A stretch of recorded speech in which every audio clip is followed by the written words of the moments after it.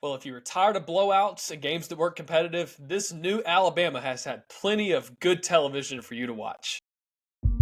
Welcome to the Pigskin Cafe, a podcast where Hampton, Chase, and Graham break down all things college football. So sit back, relax, and enjoy the show. They had to win this game. There's a problem. This one's tough. We are back. That's what my gut's telling me. I genuinely could not believe You it. don't live in the great state of Texas. All right, big boy. Hold my sweet tea. What are we doing? That is a stat there, ladies and gentlemen. Everybody, what's going on? Grateful that you've jumped into the Pigskin Cafe. We're a bunch of friends that know each other from college and from birth, from some of us. We're grateful that you're here. Grateful you take time to listen to us. We are going to react to the game this weekend where Alabama wins a close one, but I think I will put emphasis on wins. A close one. At least it was a win. But fellas, there's a lot to talk about here. This game was played in Tuscaloosa, and I really don't want to kind of go all around of an intro. I think it's really just, let's just talk about it, because this felt like, if I were just to look across the landscape, it seemed like this one felt more real than Vanderbilt. And what I mean by that is I think that they would say, not that Vanderbilt was a fluke, not taking anything away from them, but it felt like, man, they just had our number. They came prepared to play. We didn't. And it just didn't feel real. Mm-hmm. Yesterday felt very real. And there's some alarms that are starting to go off. And I want to hear what you guys have to say. So, Graham, if you don't mind, do you mind if I start with you, move to Hampton? Graham, what's just kind of your high level reaction to the game? Are you freaking out? Are you ready to fire somebody, or are you optimistic? Where are you at on this? Yeah, I think I'm a little bit more at comfort after watching this game, at least seeing Alabama pull through.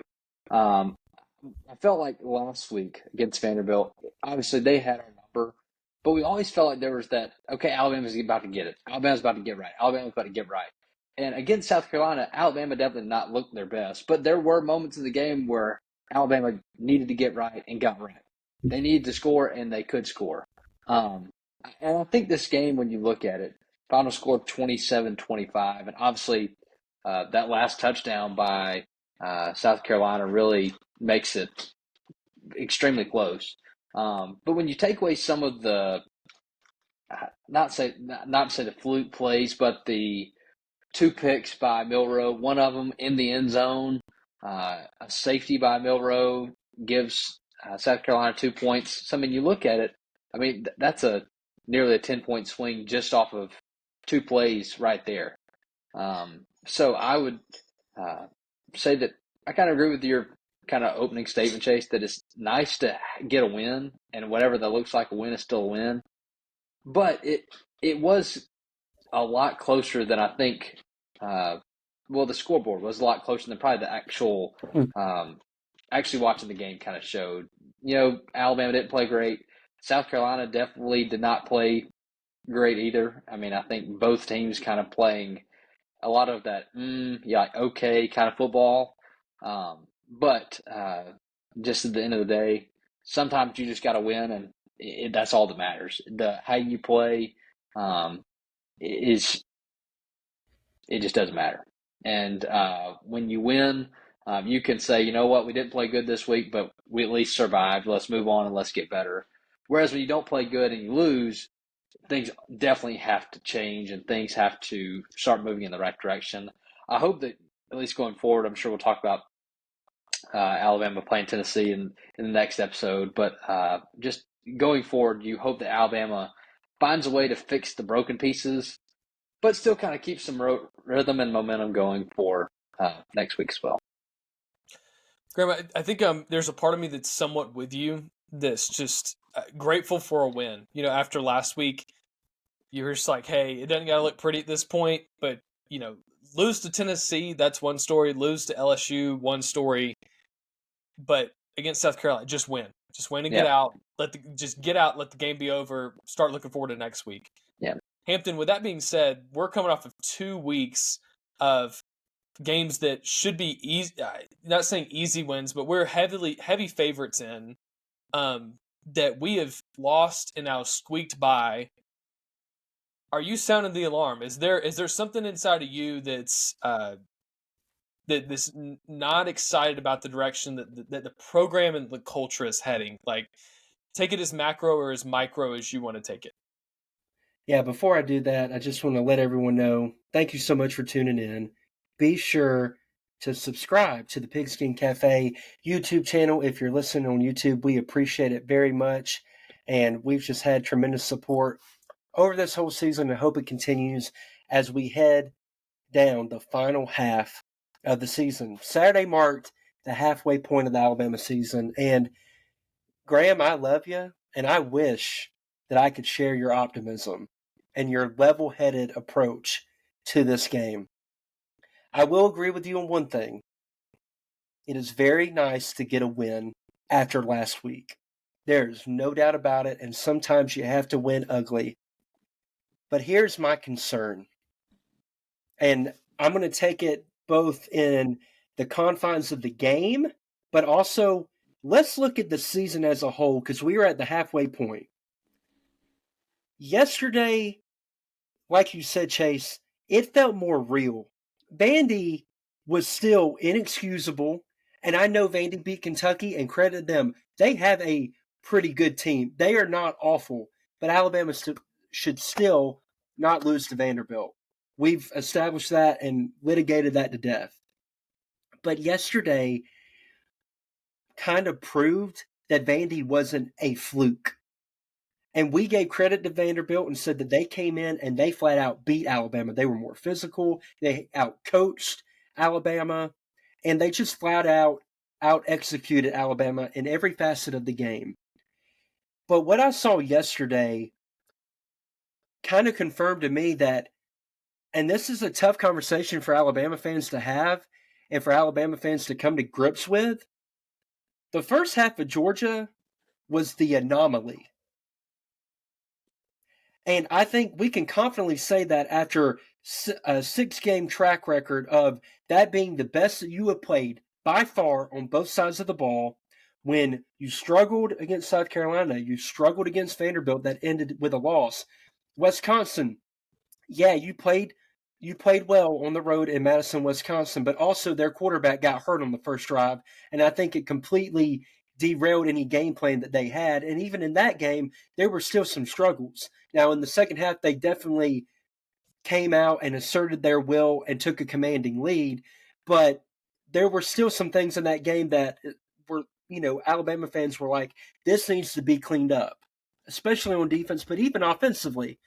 And then South Florida, we talked about how Alabama struggled for 3/4 of that game, really 3.5, and they finally pulled away.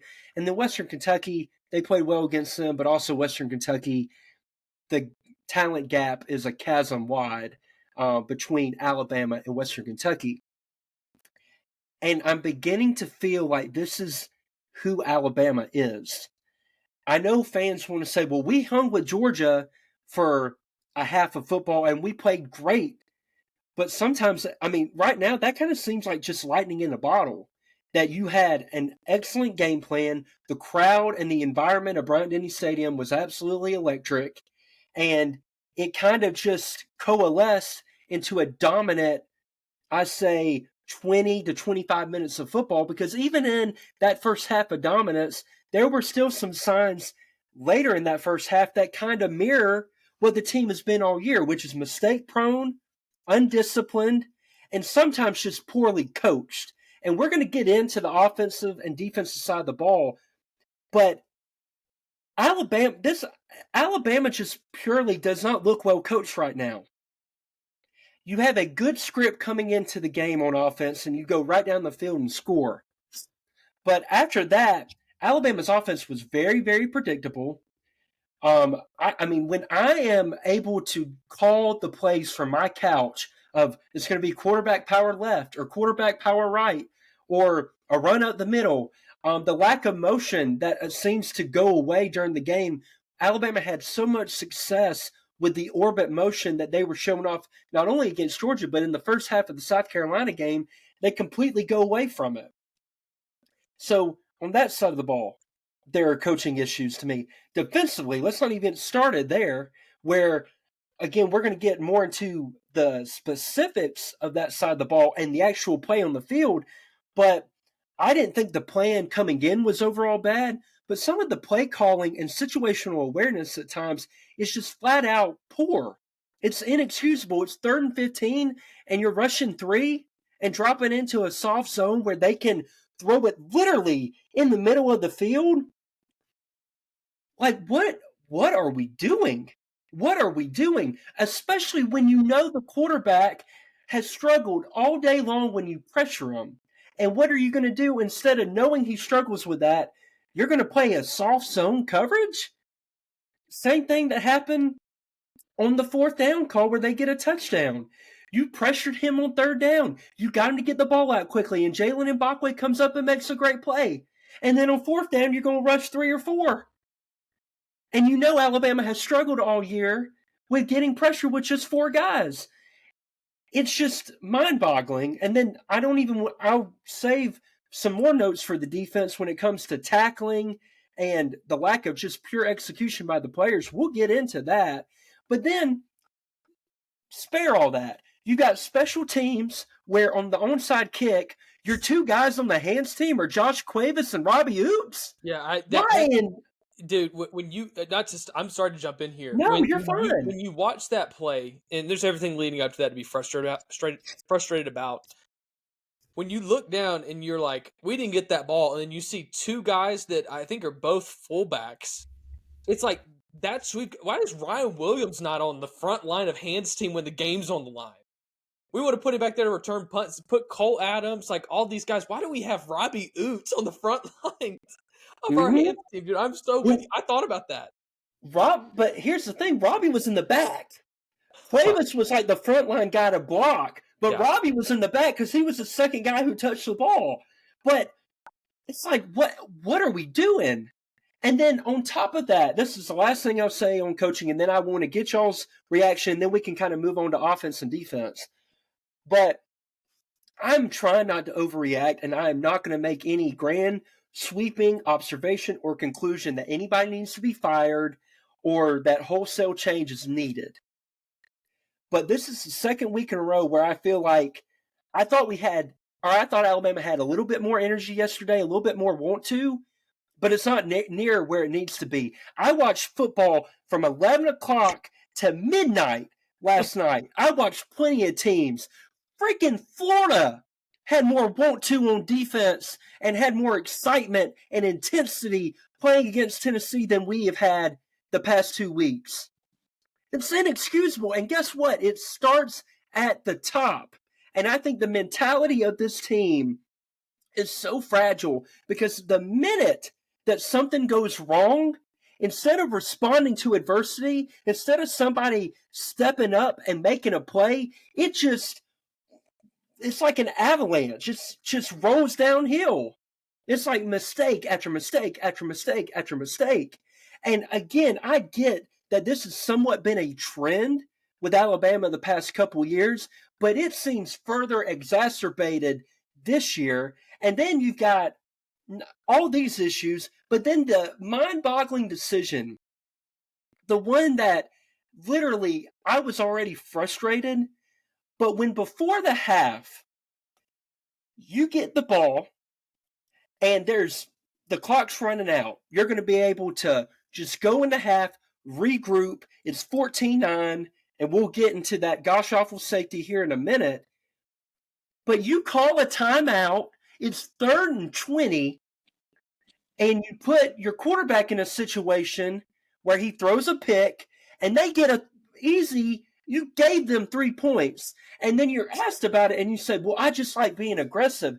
There's a difference between being aggressive and being reckless. Like, there is no scenario on this earth where that made sense from a football perspective. And this is the last thing I'll say, and I'll turn it back over to you. It seems with this game, with Vanderbilt, and with the second half of Georgia, that Kalen DeBoer might be a little bit in over his head.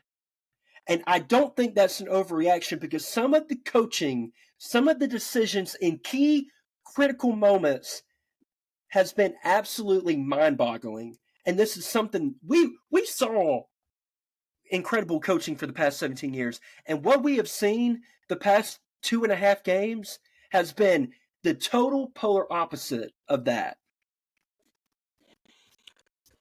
You hit it on the head. I mean, there's several things. I'm over here writing stuff down just as you're talking. And there's not worth me double clicking on several of those things.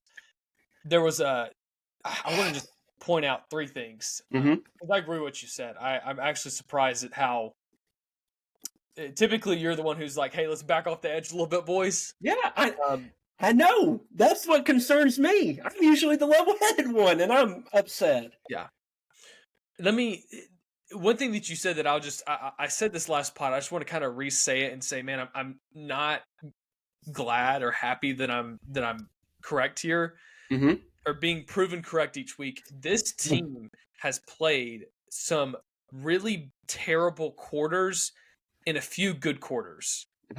Like, again, I said that last week and it felt a little premature, but I was just like, if you really look at it, South Florida, we had 1 good quarter and 3 really bad ones. Wisconsin, it's kind of hard to tell. They played, I'll give them that. That's probably one of the best start to finish games that we've played. They lost their quarterback early. But if you really go down the list, you just say, hey, when if they played good? That we'll give them that. But it's only 1 quarter or so a game, and they've played almost every game. It seems like they've played 2 terrible quarters. It's just like yesterday, man, going into halftime, it's like, I'd say the second half and the fourth half were terrible quarters. Not to mention that they come out in the third quarter and go on a drive for half the stinking quarter. So I just want to point out that theme of there's something there that I'm just kind of pointing things out here. Terrible quarters followed by, there seems to be some scheme on opening drives, which is, I'm glad that's there. But are we starting to feel the effects of Nick Sheridan was our second pick at OC? Like, let's just say it how it is. Like, I don't know if that says anything about his coaching ability, but I'm a little disappointed when it comes to just the very vanilla play calling. But at the same time, at points you see it. So just worth pointing out. As we move into, I want to move into offense defense. I want to point this out before we do this. If I had to sum up the problem with Alabama's just team, let's not talk coaching, team. I mentioned yesterday in our group message that I really wonder how Justice Haynes does against Battle of the Boards when it comes to our linebackers. Because I feel like, man, we have no run game. We have Jason Miller's played pretty well.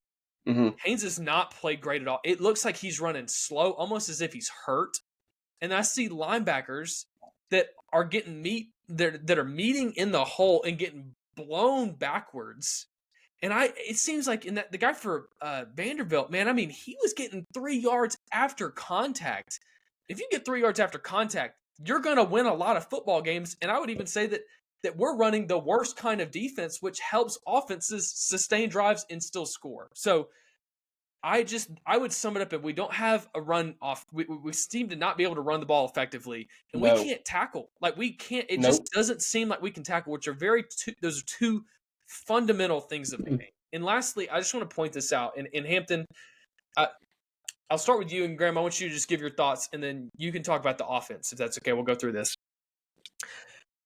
If you can rewind to last season, Nick Saban said that this team in the past maybe 2 or 3 teams, that they were full of anxiety. He kept using that word. They're very anxious. This is an anxious group, an anxious team. I just can't seem to calm them down. They're nervous. It felt like when he was saying that, it almost felt like he was saying, hey, we've got to tell these players what to do on every single play. They will not react well and just go play. We've got to map this thing out because they're going to get anxious and they're going to freeze and not know what to do. What I'm afraid has happened is as you've changed the defensive scheme, which we can talk, that's not really what I'm going at, but just as you've changed that, you've changed this wiring of an anxious team that seems to need to be told what to do on each and every play. All of a sudden, now you've got a coach. And again, this isn't good or bad culture, but it's very laissez-faire.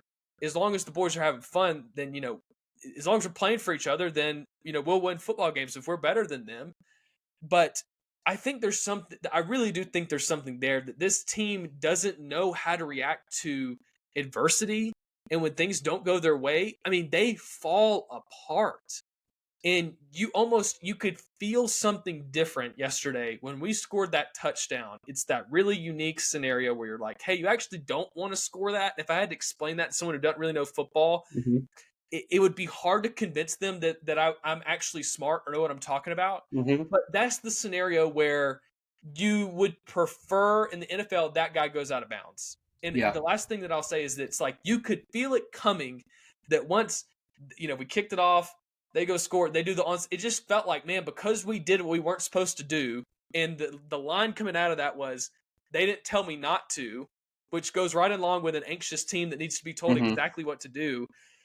I just there's something that I wonder if this coaching kind of model. I'm not saying it doesn't work. I just think it's a very sharp shift and a drastic shift from where it was.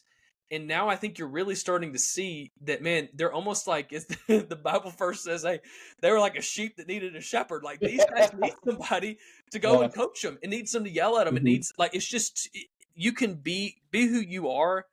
But right now, what this team needs, it seems to be a guy who's going to really lead them into a battle for 4 quarters, not just one, not just two. So, Hampton, react to that. Graham, react to it shortly, and then let's talk about offense, defense. I agree with that 100%. Like, after the game, right? Not even after the game, the fourth quarter interview, Kalen says, well, all games are going to be like this. It's like, I hope to goodness not. It wasn't for UT versus Oklahoma yesterday, I'll tell you that. No, it wasn't. And that, I've seen some Alabama fans say this, and they're correct with that. Alabama, for the majority of the past 2 or 3 years, have not dominated the competition like they did during the height of the Saban dynasty. And I will acknowledge that. But guess what? I always kind of felt and that they were going to win. And part of that had to do with Nick Saban had built up so much equity in my sweet little old heart that I felt like they would come through. What has this team shown that you think that they're going to come through?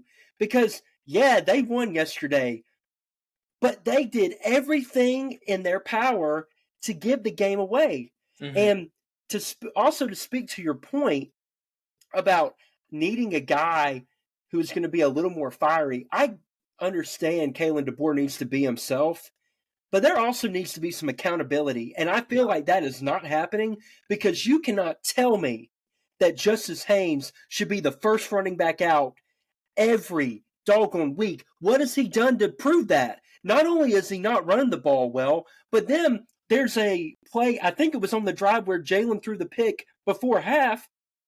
A guy's coming up the gap, and the effort that he gave trying to block the unblocked defender was just poor.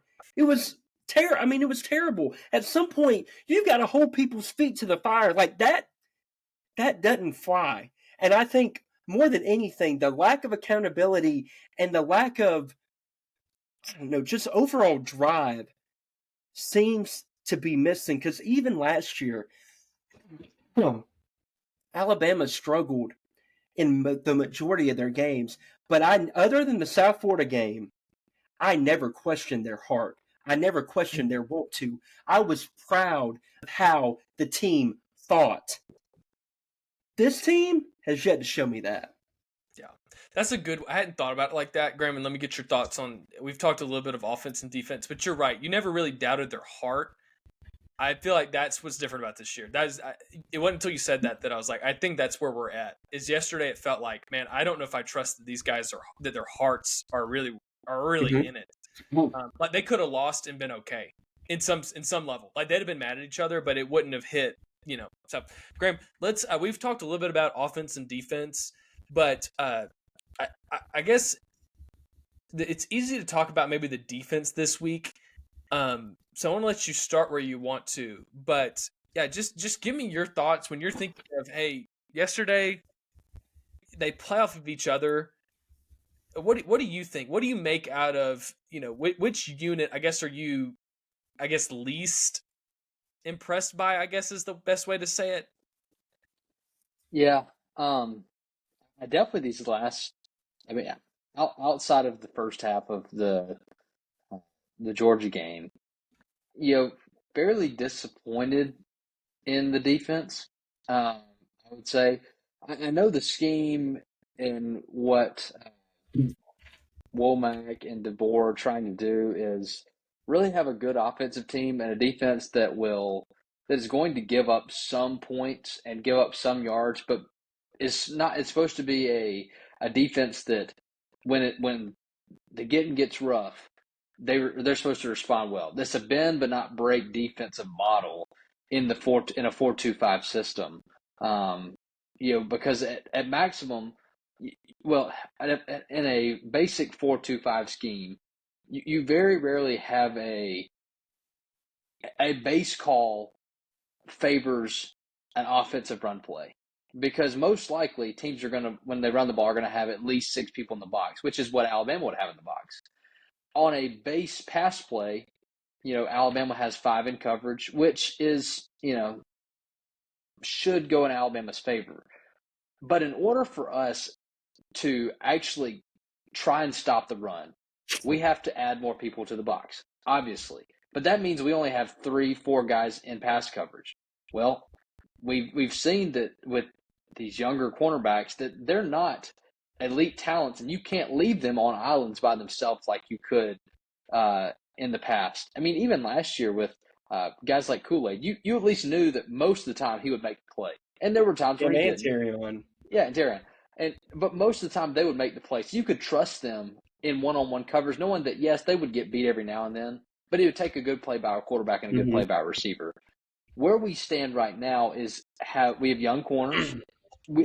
They have talent. Don't get me wrong. They're highly recruited, highly talented prospects, but they're young and they're inexperienced. So we can't leave them on an island by themselves. We have to have safety help and linebacker help for them to be successful. And because of that, we're not able to fully commit to pressuring quarterbacks on 3rd and long situations like Hampton mentioned earlier, on a 3rd and 20, and South Carolina is able to find somebody right up the middle, which is very concerning, knowing that you had 2 really good plays, 2 really good downs, and 3rd down and long, you just give it up, and it just takes all the air out of your sails.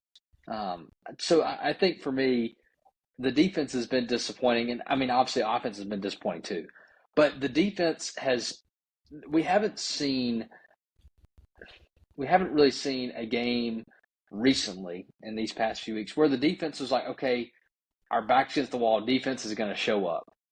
And they haven't. I feel like this Alabama team is really good when they're putting pressure on the other teams, but when the pressure is being put on them, we crumble. We absolutely crumble. Yeah, we absolutely fold. So I would say the defense, I think a big part of that is because our secondary, mainly our corners, are young, so we have to give them help. But it really is, it's just disheartening that we're not able to, you can't blitz everybody, but at least get pressure with minimal effort. I don't really thought we're getting many plays where we're rushing 4 and still really getting to the quarterback. In order to get to the quarterback, we got to send 6. And then that's when we're really either leaving a check down open or having to leave our quarterbacks on islands. Go ahead. Sorry. No, I was just going to say that's a really good summary. And I think I hope if you're listening to this, that's a really good breakdown as to, hey, this problem isn't just, the guys, aren't they're missing plays. It's like, yeah, there's some execution, but there's some X's and O's of just, hey, we've got some weak points and some soft spots that we're having to cover up by shifting other players, which then leaves other soft spots open. It's just, I can't remember how we would say it in soccer, but it's like, man, it's really hard to hide holes out on the defensive side of the ball. If you've got a weakness, that offensive coordinator is getting paid to expose it. So how about this, Hampton? How about I go to you for defense, Graham? I'm going to come back to you for offense. Yes, fine. Yeah. I'm sure that the defensive discussion will have a little more to say. It looked like Graham might have just got cut off. So Hampton, I'll go to you. He was talking about defense. He's back with us now. What do you have to say? I feel like this game, if you want to talk last week, it felt like, man, nothing was going right. It felt like this one, maybe this start with how much percentage do you put on offense versus defense? If you were to say, hey, reason that game was close, they didn't play well, what percentage do you assign to the defense? Well, this is going to be unpopular, and I don't care. I'd put it maybe like 65 offense, 35 defense. Okay. And let me tell you why. I don't think the defense by any measure played great yesterday. By any metric, by any measure. No doubt about it. I will highlight these positives before I get into some of what Graham said, which I wholeheartedly agree with, and then some additional stuff. All right, they got the ball back for the offense 3 times. Anytime your defense does that, it's a pretty good day. I can't give you less than a C if you're doing that on defense. They sacked the quarterback 4 or 5 times, which is something that was lacking because there were no sacks the week prior. So those 2 things right there are positive. And I felt that overall that they got better pressure when rushing 4 yesterday than they may have gotten all year other than when they played Western Kentucky, which again, not the same talent level. Okay. So we've established those positives. And I know everyone wants to bash Kane Womack, and I did as well for the specific situational play calling at times is just flat out bad. It almost reminds you very much so of Pete Golding. It just does with the soft coverage, with only rushing 3 or 4 in critical situations. I just don't get it. I don't understand it. Because, Graham, like you mentioned, Alabama secondary is a pain point right now. There are a lot of young, inexperienced guys out there. Well, guess how you help those young, inexperienced guys out there? You pressure the quarterback. And at some point, I would rather risk it all trying to pressure the quarterback and I get exposed and beat on a blitz and when I have to make that quarterback speed up his internal processor than to give him all day to sit back there and pick us apart. And I feel like later in the game, especially on that final drive, I think Kane just said, screw it, and started blitzing the heck out of Lenoris, and you saw what happened. He made a mistake, a critical one, and it ultimately ended the game. But I thought coming into the game, his game plan was pretty good because he was committed to stopping the South Carolina rushing attack because he knew that South Carolina wasn't very potent through the air. Because one thing that was a key difference from last week was there was another linebacker on the field. Most of the game, they had Justin Jefferson, Jahad Campbell, and Deontay Lawson out there, and Jahad kind of playing in more of a rover type role. I know that's not a football term, but he played back kind of in an inside linebacker position. Sometimes he played up at the line. Sometimes they line him up outside to rush the passer.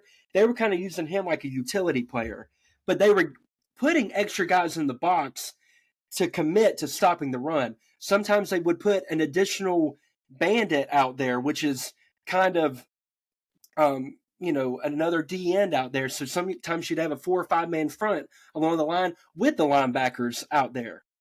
And from a game plan perspective, that made sense to me. And I understood what he was trying to do. But at some point, I know everyone wants to blame the coaches. These players are getting paid now.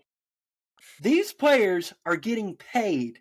So guess what? When I'm not doing well in my job, I have to be held accountable. Okay? Our linebackers right now are just playing poor football. Not only are they not filling gaps and making their run fits right, or doing their run fits right, I don't know who's teaching them how to tackle, but everything is like wrapping them up high. And you learn in 8th grade football that low man wins. And we're trying to tackle players up high. It's a bunch of arm tackling. It's a bunch of not playing on your heels, not coming up and inserting your will and making a tackle. It's mainly just let me catch and hold on until we get them to the ground. Like that to me, especially in run defense, is the biggest issue. It's just sound, basic fundamentals. And then not only that, you've got some problems defending the option still. Like that happened against Vanderbilt, but then South Carolina's running a more traditional type read option, and you've got guys following the wrong man, not staying assignment sound. And to me, that is on the players, but it's also on the coaches. Because, again, you got to be held accountable for teaching these guys and making sure that they're fundamentally sound. And if they're not doing their job, get them out of there. and give somebody else a shot. And I think that is the most striking thing to me, is that some of the guys playing the best on defense are guys that are freshmen, not guys that have been there for forever. I mean, Deontay Lawson's a 2 or 3 year starter at this point. Jahad Campbell had a lot of reps under his belt last year, and they've regressed. I don't understand it, but that has to change, because when you're not tackling well and 2 or 3 yard gains are extending into 4 or 5 yard gains, that's how you get those drives where it's 15 play drives, half the quarter eaten up. And here's the final stat for you before I toss it back to you, and then you toss it to Graham for the offensive side of the ball. From 2014 to 2023, there was one drive given up by the Alabama defense that was more than 15 plays or 15 plays or more that resulted in a touchdown. Alabama has played 6 games so far this year, and they've given up 3 drives, 15 plays or more, that resulted in a touchdown. That's not good enough. And Alabama is also on pace to finish the worst it has in defense since 1998 in total defense statistically. They're 55th in the country in yards allowed. It's unacceptable. And again, I put blame on Coach Womack, because guess what? That is his unit. I put blame on all the position coaches because they're responsible as well. But the players need to receive the same level of blame, because they are flat out not executing and not getting the job done, from the D-line to the linebackers to the secondary, especially the safeties, Malachi Moore and Keon Sabb. I'm looking at you, because I thought the boundary corners actually played pretty good game overall yesterday. But it's just, honestly, it's a mess on that side of the ball. Hampton, do you feel, just before we move off, do you feel like the defense shows up to practice, probably today, or let's call it Monday? Mm-hmm. Do you feel like they show up nervous? Like, oh man, the second week hadn't played well. Like, just this new regime, I don't know. No. It doesn't feel like I would be scared to come to practice after I'd played poorly. Now, there might be, that can't be true for every coach on the coaching staff, Mm-hmm. but that feels like a very drastic change. That when Saban was at the helm, I mean, it was a reckoning. Yeah, you would be nervous after you won, Mm-hmm. and it just doesn't feel that way. So, I gotta wonder if these guys, because like you said, these guys are experienced, they feel like a step behind. And almost when they're tackling, it's like they're a foot off of where their target point should be. It's got to make me ask the question: does changing the defense make them just, again, if they're an anxious group, are they having to think too much while they've already learned a defense? It's like all the new guys picked it up because this is the kind of the language they've been it's taught. their first time learning it. Yeah. Versus these guys are trying to learn a second language, and that could be oversimplistic. It makes me really wonder after it continues to happen, and it doesn't seem like they're playing with conviction or confidence.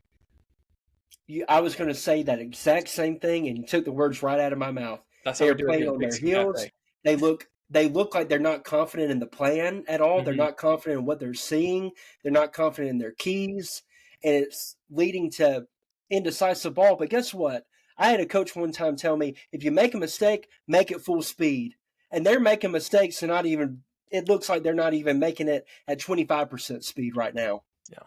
Graham, I'll transition to you, but if we're talking about coach speak, I remember when we used to play football, Graham would know this, that they'd say, hey, if you don't know who to hit, go blow somebody up. Just hit, brother. Amen. If you don't know who you need to hit, just go blow somebody up. Because that's the reason half the people came, just to watch somebody get blown up. So exactly. Graham, let's talk about the offense really quickly. We just got a few more minutes here. Yeah. What was your just reaction to how the offense played? I mentioned a little bit about the running scheme, but yeah, just it didn't seem like they came out the gate nice, and after that, I don't know if I have much to really point out. I thought Jeremy Bernard played well for the most part. He I thought he had a good game. 2 weeks in a row. What's your just take on the offense yesterday? Yeah, I mean, I think it was up and down, bright spots and low spots. You take the one of the interceptions away from Milroe, the one that was in the end zone. I think it was not a better play by the corner than it was a throw by Milroe, but the receiver was open until he wasn't. And then The South Carolina corner just knew where the ball was going, and that changed the game definitely. And that, like I said earlier, I mean that was points directly off the board with that play. But I think the concern for me, and I think y'all talked about it a little bit, so I don't want to I don't want to kick the dead horse too much, is us running the football. Our running backs. Jam had 12 carries, 48 yards. Pretty good, a pretty okay stat line. Not very efficient. Longest rush at 8 yards. So, 11 rushes for 40 yards. So, less than 4 yards a carry if you take away the one explosive run for 8 yards. Justice Haynes, 8 for 26. His longest carry, 7 yards. So, you take away his explosive carry of 7 yards, then you've got 7 for 19. So, less than 3 yards a carry. We're not running at people. It's like we're trying to run away from people. And I'm not saying that is in a sense of like, obviously you're going to want to run to open space, but we're running sideways more than we are vertical. We hand the ball off and they go sideways instead of let's line up under center and let's go straight at you. You can line up in shotgun and still run straight downhill. But when you look at Justice Haynes and Jam Miller, two bigger, should be physical running backs. Bigger physical running backs. So we should use that, but we're not. I feel like their Justice Haynes and Jam Miller's best plays have all been throws out of the backfield from Milrow on like little wheel routes. Those are those have been their best plays this year. Which, don't get me wrong, we should still use those. But we have 215, 220 pound running backs. Let's run at somebody. If you don't know who to hit, just hit somebody. That's all I got to say. I like it. Hampton, to you, what do you think about the offense?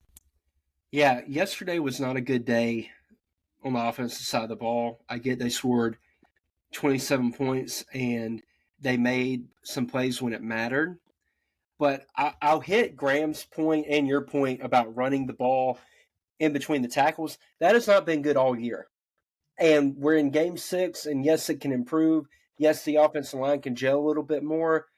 But it kind of seems it is who Alabama is at this point. It's kind of baked into the cake.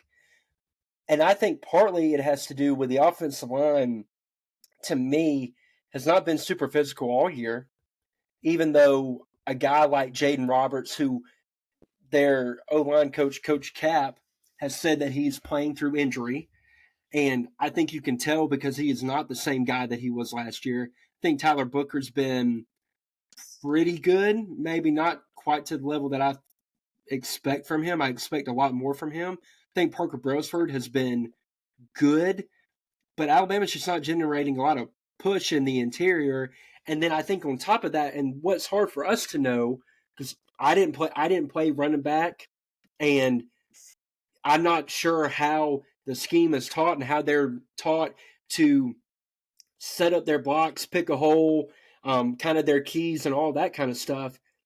But it looks like neither Justice nor Jam are very patient when running the ball. Like, it's get the ball, then go. Sometimes you got to wait for the offensive line to really set up its block. Sometimes if you go too fast, you're going to be ahead of their block. You got to show a little bit of patience. I thought Mark Ingram was fantastic at Alabama.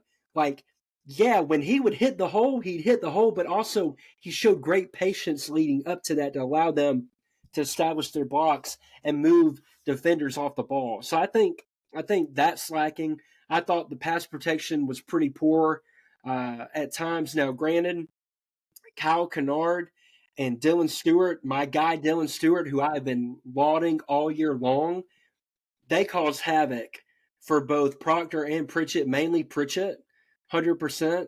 They were really, really good, especially in known passing downs, and they wreaked havoc.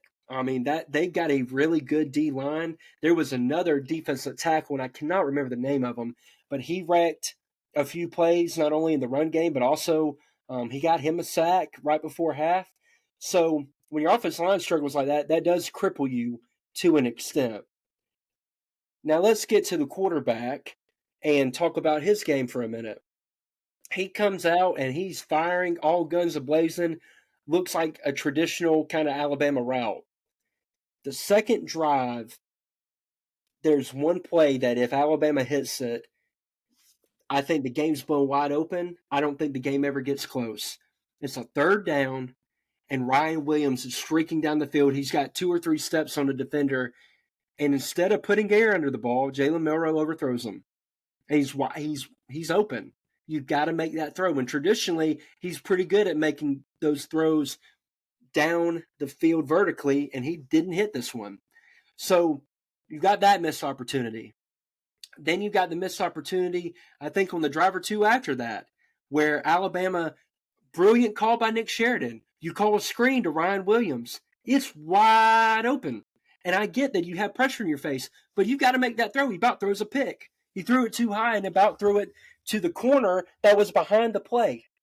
If you hit that, that's probably a touchdown because there were blockers out front and they had brought a blitz. It was a perfect call, poor execution. Now let's get to before the half. You get the ball on the 12-yard line. Again, another special teams mistake where you get the ball on the 25, there's a personal foul or something that they never showed. I don't know what exactly happened, but you get the ball backed up onto your own 12, and Jalen Milroe feels a little pressure from his left. Instead of stepping up in the pocket, trusting your training, keeping your eyes downfield, he tries to roll out to his right, and he runs right into a sack, intentional grounding safety. And then before the half, he throws the pick, which was inexcusable, terrible pick. Then he threw the pick to Jeremy in the corner of the end zone. That ball hung up there way too long. Yes, the defender made a good play on it, but hung up there way too long. He almost threw another pick on a drive where Alabama was kind of moving the ball. He made a terrible throw to the guy in the slot on the right. I thought he played pretty rough yesterday. I know he had 2 touchdowns rushing. He had a passing touchdown.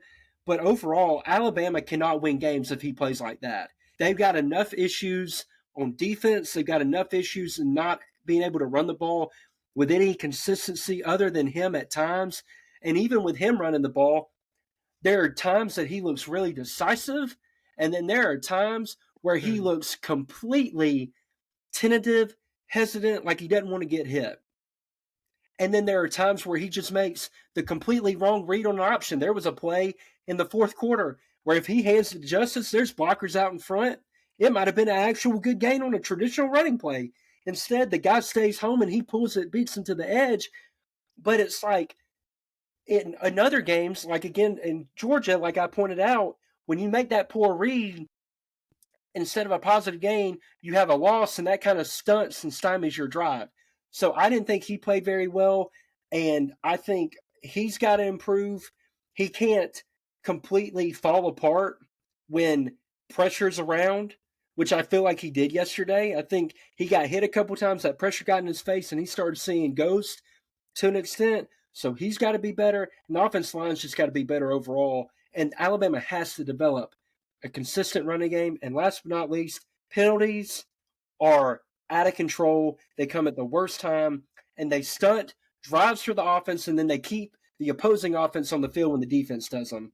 And it's just not winning football right now. If I can sum it up in one sentence, Alabama is not playing winning football right now. But the bright side is Alabama's 5-1. They're coming off a loss or of a win instead of a loss, and everything is out in front of them. But I've got to see it. I can't just put blind faith in this team that they're going to figure it out. I have to see it to show me that one half of great football is what you were actually capable of week in, week out, not a one-trick pony. I like it. Hey, I'll end by saying this, and you mentioned it in your point. Here it is. Hey, South Carolina, strangely, they have some elite players on their football Some dudes. team. I got to give them that. They've got some elite players that you will see playing in the NFL. And they got freakier players than Alabama does right now. Totally. Oh, not even a question. No doubt. I feel like, I mean, if I had to be honest, I'm like, I'd put Ryan Williams in that kind of elite. Man, he's awesome. We had the better quarterback out of the two, but I felt like in times I mean, that guy's a freshman. You know, Mhm. he played okay with plenty of room to develop. So I'm with you. And hey, let's wrap up this episode. Yeah. Do either one of you guys have just a last thought you want to get out before we wrap up this? I'll just say that I'll just say this: as bad as it's been the past 2 weeks, Kalen DeBoer has been known in big games to have his team ready. All the way back at Washington, they would sometimes struggle with an inferior opponent, but then when it mattered in the big games, Washington would play up to their level of competition, and they would come out ready to play. That's why he's 12-2 against AP Top 25. Alabama has a big test in Knoxville this week. Let's see how they respond.